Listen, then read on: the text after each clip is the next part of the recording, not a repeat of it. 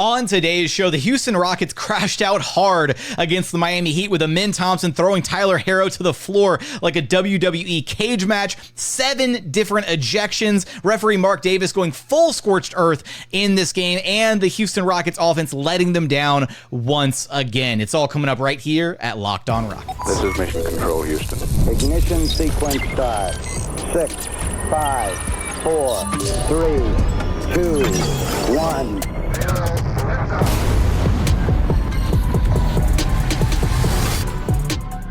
What's up and welcome to another edition of Locked On Rockets, your daily podcast home for everything Houston Rockets basketball. As always, I'm your host, Jackson Gatlin, native Houstonian and credentialed media member. I'm also the host of Locked On NBA Thursdays. Be sure to follow along wherever you listen to your podcasts or on YouTube. Just search Locked On Rockets, where the best way you can help us grow our show is to listen every single day on a podcast platform of your choosing. Like and subscribe on YouTube. Drop us a comment while you're there. Tell me your reaction to Amen Thompson chucking Tyler Herro across the floor of Toyota Center, or just do a drive-by, say go Rockets. The comments help us out a ton. And also be sure to subscribe to our new daily Locked On Rockets newsletter. Would sincerely appreciate that. And as always, thanks so much for making Locked On Rockets part of your day every single day, whether it's on your way to work, on your lunch break, in the gym. Thank you so much for being an everydayer.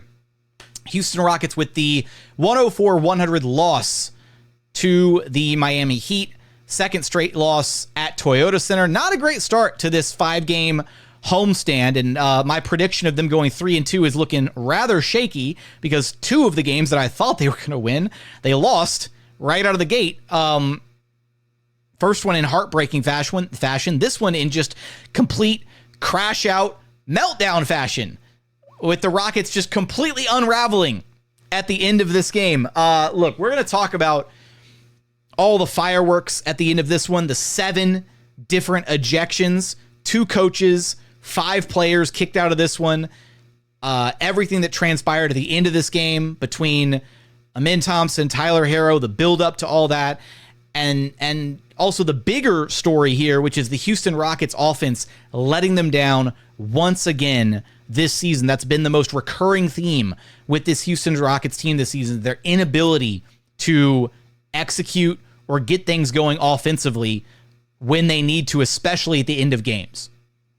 So I want to start with where this all kind of started, blew up, whatever, at the end of the game. I'm going to start with kind of the altercation stuff, and we'll just start with Fred VanVleet, because look, I want to make this very abundantly clear from the jump.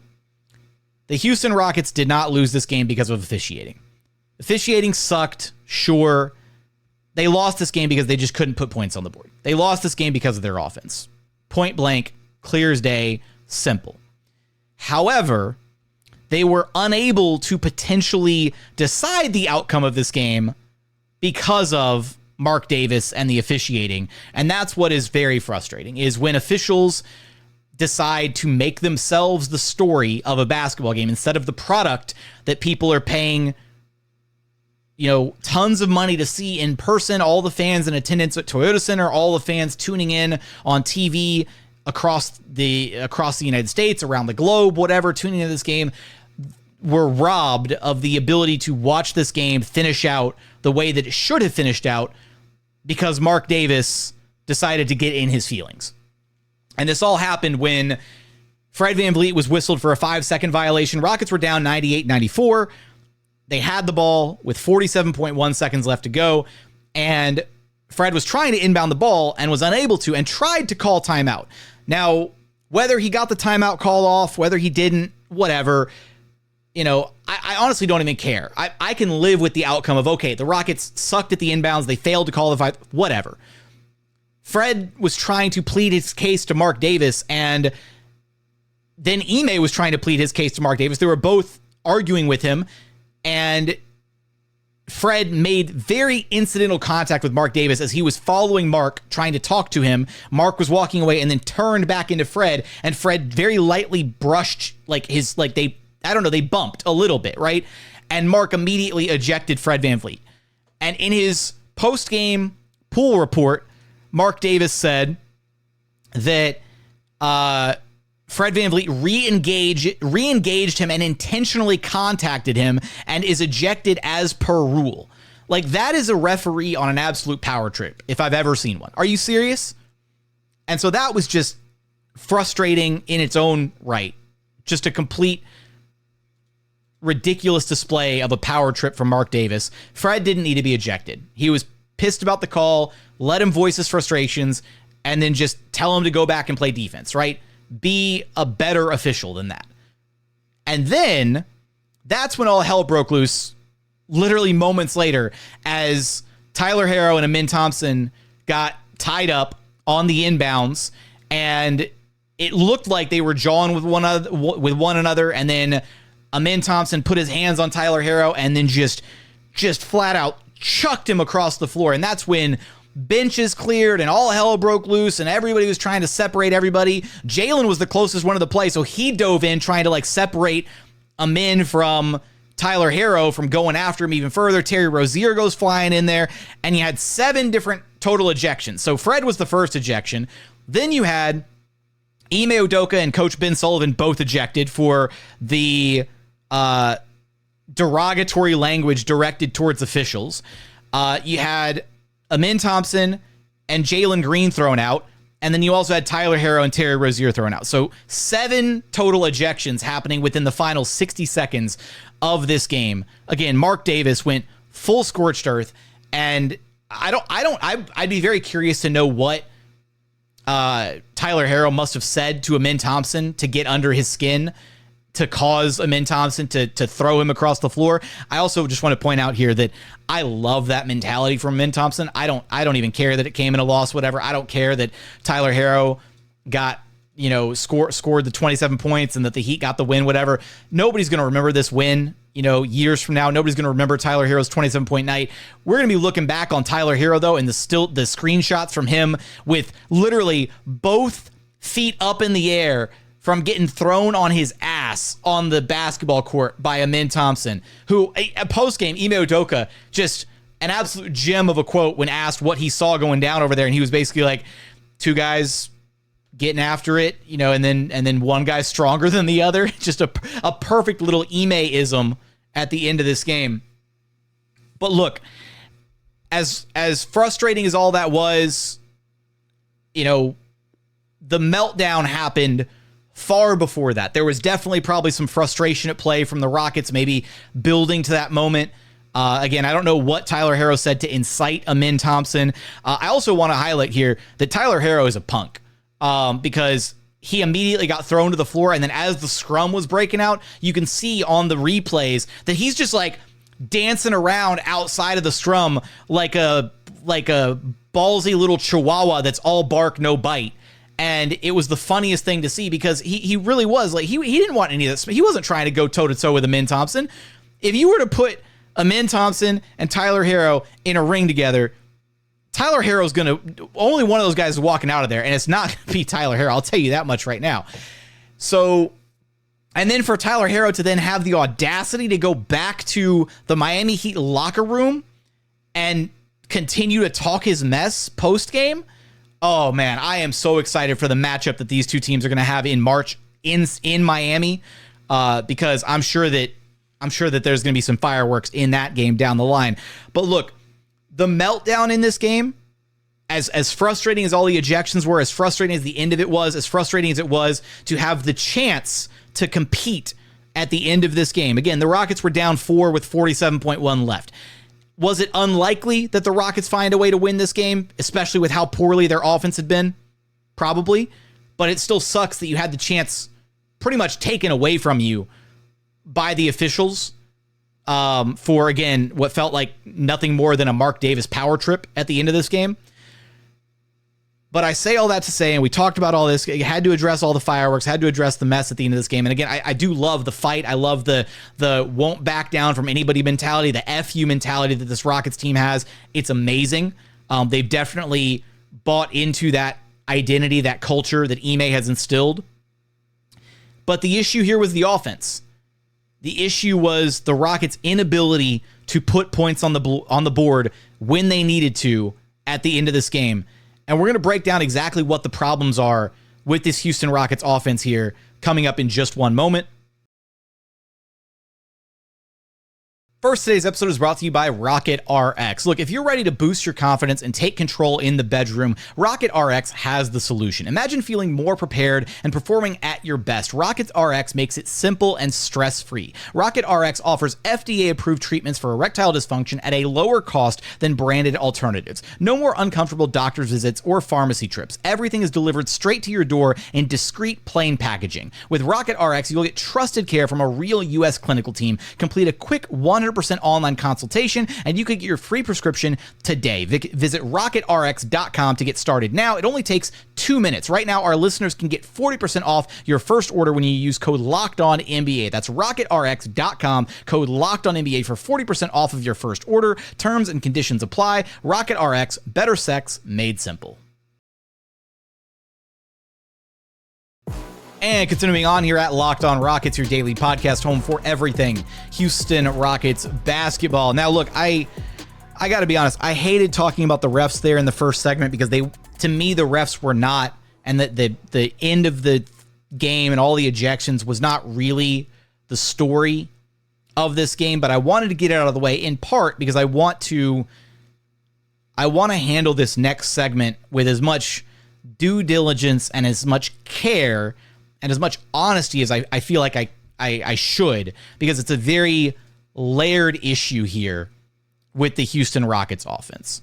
So first and foremost, I want to highlight that in this game, the Rockets scored off of a Fred VanVleet bucket to make it 92-85 with 8 minutes and 10 seconds left to play in the fourth quarter. They didn't score their next bucket until the 2:47 mark off of a Dillon Brooks cut and a Fred VanVleet dime that made it 94-93. So while the defense did its job, they only allowed, across that 5.5 minute span of game time, they only allowed the Miami Heat to score 8 points themselves in that 5.5 minute stretch. So the Rockets defense was still fighting tooth and nail to give them a chance to win this game. But the offense just completely dried up. And the Rockets literally didn't score another bucket the rest of the way until the game was actually over. Because after that bucket from DB at 2:47, the Rockets didn't score again until after the whole Fred ejection and Amen Thompson fight with Tyler Herro and all that mess. And by then, the game was over at that point. So the buckets that happened at the end, the Whitmore 3, the Dillon Brooks 3 at the very end, those buckets don't even matter. They don't count. They don't count in my eyes. So the Rockets literally failed. They scored exactly one legitimate basket in the final 8 minutes and 10 seconds of the basketball game. When you really look at it, that is just flat out unacceptable. It can't happen. This Rockets offense is I said this during the game. This Rockets offense is literally taking years off of my life. Watching them try to play offense is the most damning thing. They're so bad at it. And it's a very layered, complicated issue. And it's not exclusively one person's fault or one player's fault, but I'm going to try my best to get it all out there into what I think is the hierarchy of issues at play here. First and foremost, Ime needs to be better. There was a play in this game where Alperen Sengun caught the ball on the perimeter, had Bam Adebayo on him, and literally it was just four dudes standing around watching Alp, waiting for something to happen. No cutting, no off-ball movement, nothing. And I can't tell you how many times that happens over the course of a game where Alp gets the ball, whether he's facing up on the perimeter, whether he's posting up down low, and guys are literally just standing around on the perimeter with nothing happening. No cutting, no motion. And sometimes he's begging him with his eyes, do something, nodding with his head, doing whatever. That is a failing of offensive principles from the head coach. So that's potential issue number one, right? And I do think, again, Ime's the head of the snake, and he deserves a lot of the blame for some of the Rockets' offensive woes. a good chunk of the Rockets' offensive woes can be traced to the flat out just like roster-wide regression when it comes to shooting the basketball this season. They literally only have one rotation player, maybe two if you count Aaron Holiday. And I really don't, because it's only over the last handful of games that Aaron Holiday has apparently supplanted Reed Sheppard in the rotation. So we'll see if that sticks moving forward going into the new year. But the Rockets only have one guy of their actual main rotation cast shooting above league average from three, and that's Dillon Brooks. Everybody else is shooting below league average from three. Jabari's the next closest, but he's shooting like 35.5%. That's still below league average. Fred VanVleet, down year from three. Jalen Green, career worst from three. Alperen Sengun, bad year. Tari Eason, bad. Like everybody's bad at shooting the basketball. The Rockets are one of the worst three-point shooting teams in the association.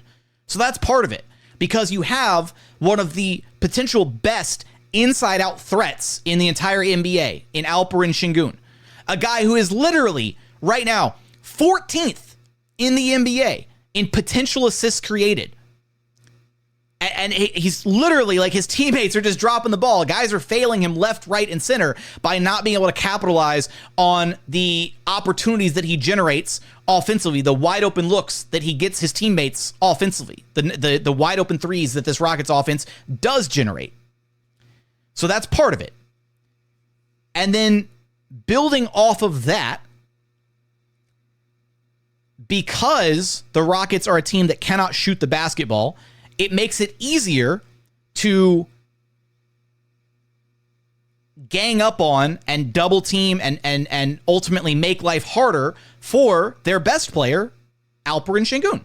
And that's what you saw at various points in the second half of this game. Alperen Sengun started this game 7 of 7. I also think that his approach and the way that he was attacking the Heat defense changed a little bit in the second half.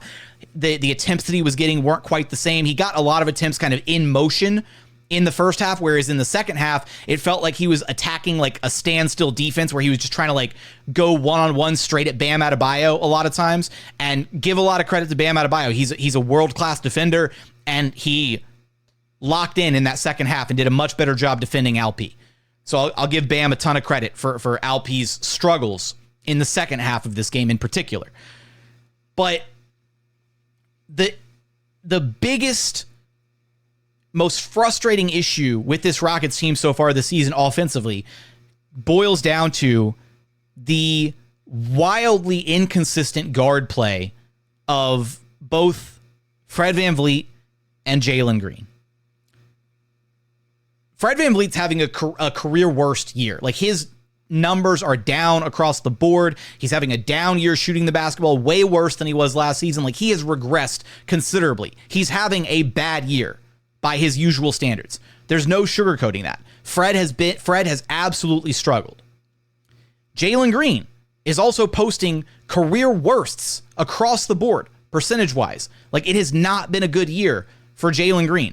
After the promising start that he had, the first 5 or 6 games, it's been anything but since then. He's had the handful of games where he's popped off against bad teams, but he has yet to put it together against good basketball teams.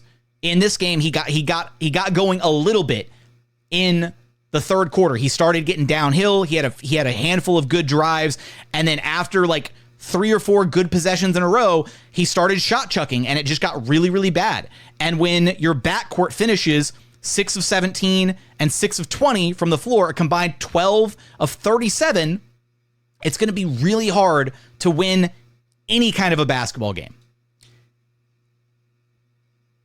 But here's the biggest issue. And I think it's important that Rockets fans recognize this. If you're frustrated with Fred VanVleet, if you want to pin the blame on him, I get it, because he's been underwhelming this season. He's been bad. But here's the issue. Fred wasn't brought here to be the guy. Fred was not brought here to be an all-star guard and to be the heliocentric offensive player. Fred wasn't brought here to get up 15, 20, 25 shots a game and be the leading scorer and average 10 assists a night. He wasn't brought here to be an all-star guard. Fred VanVleet was brought to the Houston Rockets to instill leadership, to have an adult in the room, to help extend and create the sense of culture and identity that Ime Udoka wanted for this team. Fred was brought here to erase the dumpster fire image of the Houston Rockets and to help turn this franchise around and make it a competitive organization once again. He has 1,000% done that. Fred VanVleet has done his job and then some for what the Houston Rockets paid him for when they signed him to that contract. Fred VanVleet is not a $40 million player. He's not. The Rockets overpaid for his services. Absolutely. How much of that is like the loser tax from being the worst team in the NBA? Whatever. But they did it, and they brought him in, and he did his job. And he continues to do all these little things on the floor that are absolutely huge. Plays great defense, takes care of the basketball, puts guys in positions to be successful, facilitates the ball, makes sure that he distributes the ball offensively, all these little things, right? At the end of the day, Fred VanVleet was meant to bridge the gap between the Silas era Houston Rockets and the next era of Houston Rockets as the young core came into their own. And the hope would have been that Fred VanVleet was the training wheels last year, and that this season, the Rockets would have had a young guard prospect, one of Jalen Green, Amen Thompson, or Reed Sheppard, ready to take the reins. Now, obviously, it's not going to be Reed Sheppard. He's a rookie. Amen Thompson, he's only in year 2, and he's still being used as like a pseudo Swiss Army knife wing on the sides, whatever. And he's incredible in that role. His impact is amazing for this Rockets team, but he's not ready to be a lead guard yet. The guy who is in the 4th year of his career, about halfway through year 4 now, who just received a $106 million contract extension, who has been given tons of developmental runway and opportunity across the first 3.5 years of his career. Jalen Green is the guy who's supposed to be able to take the reins away from Fred VanVleet. Jalen Green is the guy who's supposed to be running the show offensively for the Rockets. Jalen Green is supposed to be the guy who should be the lead guard playing like a star for this Houston Rockets team on a night in, night out basis. And he's not. He has been incapable of doing so to this point. And we have routinely seen it time and time again against good defensive teams. Jalen Green struggles. And you might want to, and there's going to be a subsection of Rockets fans that are going to point and beat their chest and yell and say, it's Fred's fault. He ices Jalen out. Jalen doesn't get involved. If Jalen was capable of running the offense full time and doing it well, Ime would gladly let him do it. Ime doesn't have some kind of a Fred VanVleet fetish where he wants to run the offense through Fred, where he only does. No. Ime runs it through Fred because Fred is the only one capable of doing it consistently. They run it through Fred, and Fred's role is what it is on this Rockets team by necessity. In a perfect world, Jalen Green would be the lead guard of this Rockets team. Jalen Green would be averaging 25 points a night on good efficiency, and he'd be racking up some assists, and Fred would play a much more ancillary role next to him as a spot-up shooter in the offense. That would be the ideal role, and there'd be a great little Jalen Green, Alperen, Sengun two-man game between the two of them, and that would be the bread and butter for the Houston Rockets offense, and then Al P, another layer to the Houston Rockets offensive struggles because of the Rockets' inconsistent guard play. Alperen Sengun doesn't have a reliable partner in the two-man game because Fred VanVleet is not a dynamic downhill guard. Fred does not have the downhill gravity that Alperen Sengun needs in a pick-and-roll partner. And Jalen Green is inconsistent. Jalen Green doesn't have the shooting gravity. Teams dare him by going under screens. They force him to sometimes beat them from the perimeter. And when Jalen Green's knocking down shots, it looks beautiful. But he's been wildly inconsistent. So I wrap this all up to say that for all these frustrations, it really does boil down to they need Jalen Green to be better. This team is built for Jalen Green to play like the star player that they just paid him to be. They just extended him. They gave him a $106 million contract extension to play like a star player. And he hasn't been able to do it consistently.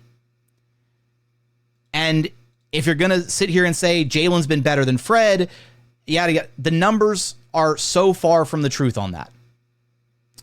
When Fred VanVleet is on the court and Jalen Green is off the court, the Rockets have a net rating of 16.8. When Jalen Green is on the court and Fred VanVleet is off the court, the Rockets have a net rating of 3.07. That means the Rockets are roughly 13, almost 14 points better per 100 possessions when Fred is on the court versus Jalen. So the numbers do not bear it out. This Rockets team would not be better with Jalen Green running the show full time.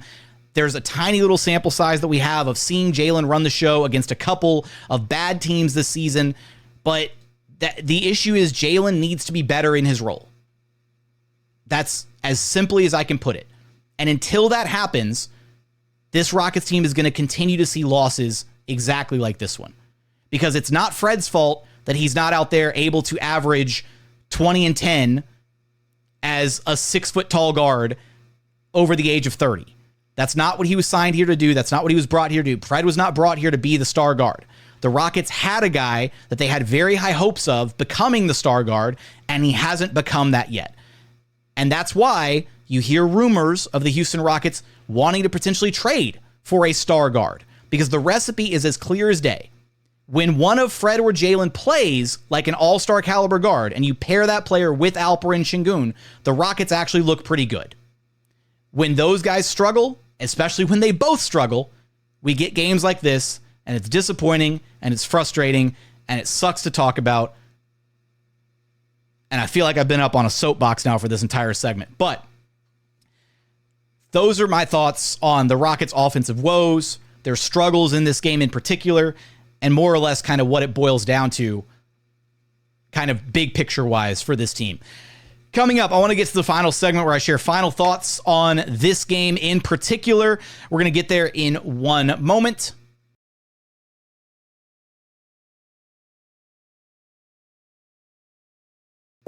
And final segment here at Locked On Rockets, your daily podcast home for everything Houston Rockets basketball. All right, let me get through some final thoughts from this one. First off, might as well piggyback on this point because I didn't get to it in the last segment because I was running a little bit long.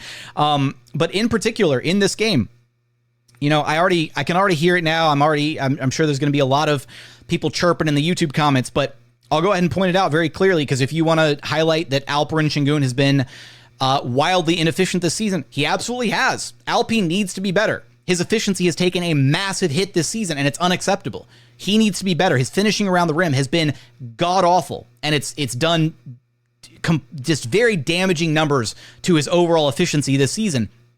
But the other element, again, here is Alperen Sengun impacts the game in a variety of different ways. He's improved considerably as a defender. He's a great rim deterrent this season. He's rebounding the ball at a career best rate. And he's the Rockets' facilitating hub in the middle of the floor. He routinely draws double teams. I mentioned the potential assist numbers in segment 2. And so he does a ton for this Houston Rockets team. And even Fred VanVleet, just looking at this game in particular. Yes, he had the shooting struggle. He still shot 4 of 10 from downtown, but it was inside the arc that he struggled. He also had 7 rebounds, 6 assists, 3 steals, and 2 blocks. Plus 4 in his 38 minutes. Fred VanVleet is literally the smallest dude on the court. Fred VanVleet there shouldn't ever be a single game where Fred VanVleet has more rebounds than Jalen Green. Jalen Green can jump through the roof of the gym. He is a 99th percentile athlete, and there was even a point last season when Ime Udoka challenged the whole Rockets team.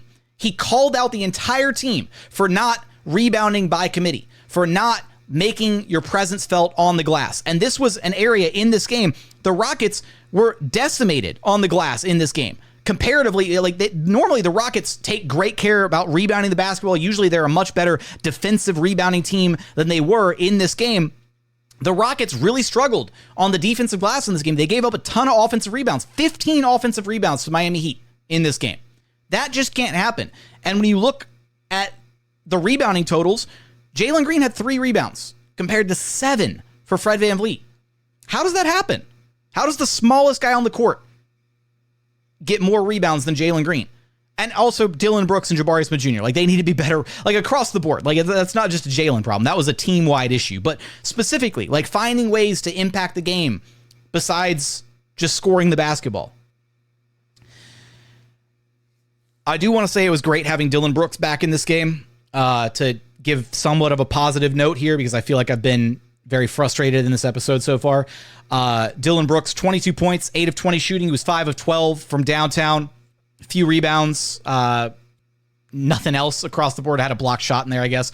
But it was just like he just brings a different dimension to this Rockets team. He gives them something that they desperately need in the starting lineup, that knockdown three-point shooter, somebody who can put the ball on the floor and make stuff happen off the bounce, as well as just the defensive reads and his ability to recover and his recognition, especially on the defensive side of the floor. It's very important for this Rockets team, right? He is a tone setter.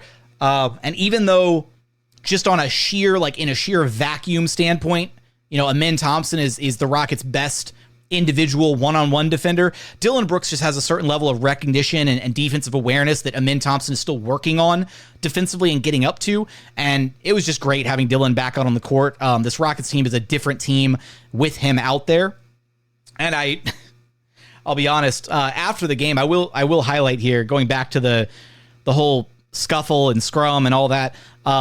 This is the first time in all the games that I've ever attended at Toyota Center. This is the first time that post-game, that in the hallway, like going down to the Rockets press conference room where we talk to Ime Udoka and then whatever, it's like a T. So there's like a hallway that we walk down to. We go into the press conference room on the right-hand side, but then at the end, you can either turn left or you can turn right. And if you turn right, you go down towards the visiting team locker room. If you turn left, you go down towards the Rockets locker room.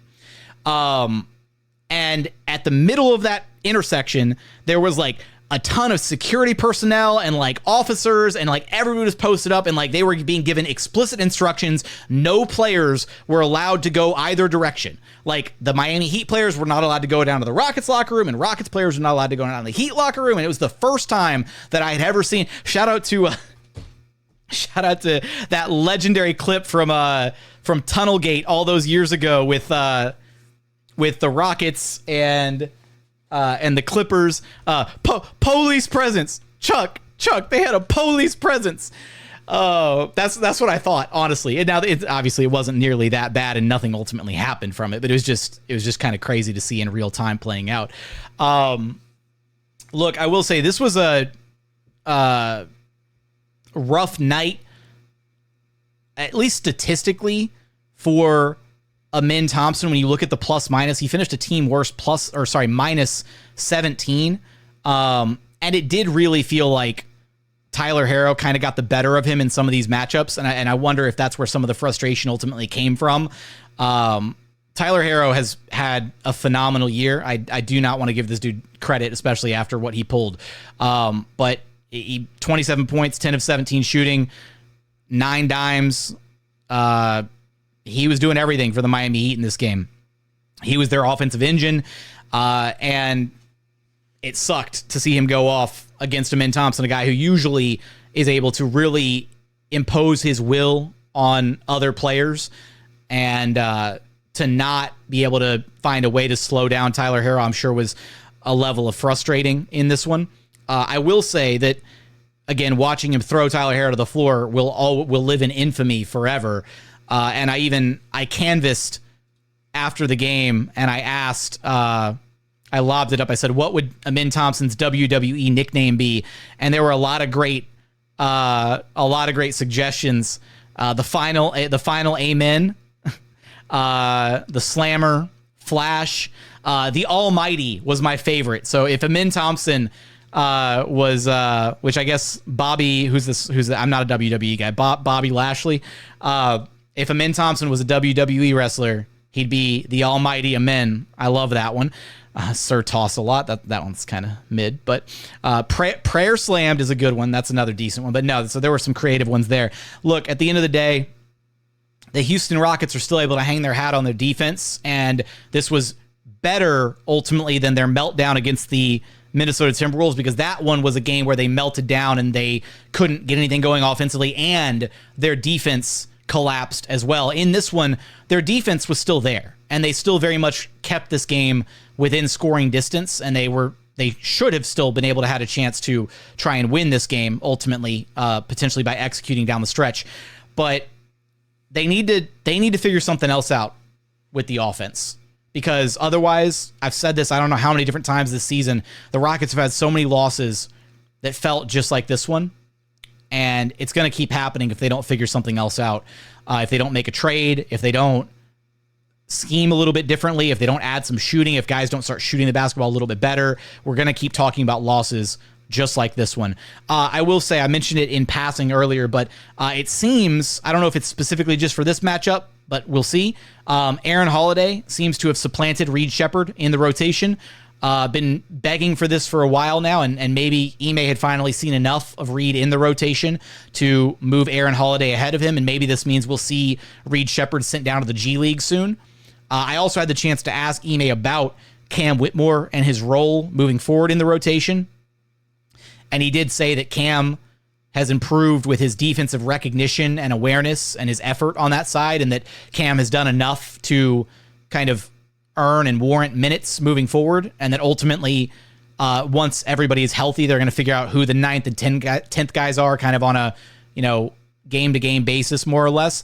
But that ultimately depends on what happens with Tari Eason, who has now been held out for, I believe, his 6th straight game. This was his 6th straight game, missed with the lower leg injury maintenance. And I'm going to include this as a very quick aside here at the end of the show, but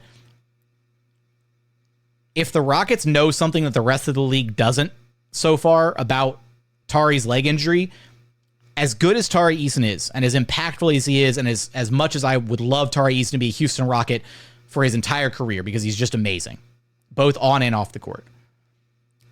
If Tari Eason is damaged goods, if that leg is going to continue to be a problem for him and continue to cause him to miss time, like if it's going to be a chronic thing that he's going to deal with after the whole weird situation last year, then the Rockets might have to seriously look at trading him for value before being stuck with, a guy who's going to potentially miss chunks of the season every year. That might be a huge overreaction, but I'm just airing that thought right now just to get it out of the way. I hope that he's okay. I hope that that's nothing serious, but ultimately the team is going to have to give us some kind of an update, because they can't just keep calling it lower leg injury maintenance for this many games in a row. At some point, they're going to have to give us an update on, like, okay, he's actually dealing with, some kind of pain issue or whatever, or it flared up. I don't know what. But with that, I do want your thoughts from this Rockets Heat game.